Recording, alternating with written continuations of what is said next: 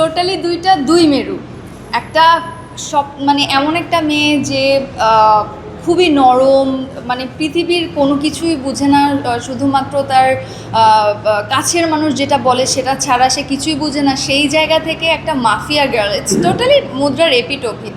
সেই ক্ষেত্রে আমি বলবো জার্নিটা একটু টাফ ছিল, কিন্তু স্টিল আমি তো শিল্পী, আমি তো চাইবো অবশ্যই আমি নিজেকে কিভাবে ভাঙতে পারি। দিনে দিনে যত ভাঙতে পারবো ততই তো বুঝতে পারবো যে আসলে আমি কতটুকু পারছি এবং আমার নিজেকে কতটুকু প্রস্তুত করতে পেরেছি।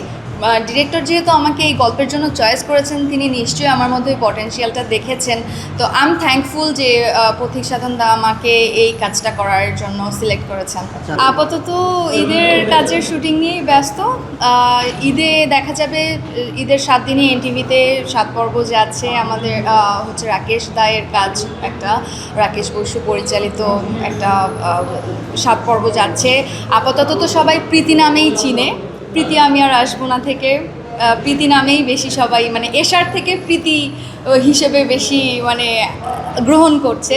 So I am thankful about that. আর এছাড়া পথিক সাধনের সাথে একটা কাজ হয়েছে, সেটাও আসন্ন, ভেরি সুন আসবে। একটু ডিফারেন্ট গল্প, ওইখানে আপনারা টোটালি আমাকে একটু অন্যরকমভাবে দেখবেন।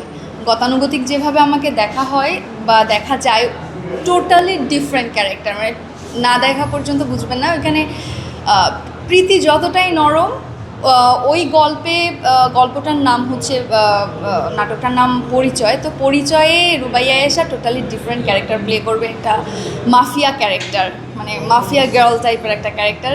সো আই হোপ কাজটা ভালো যাবে।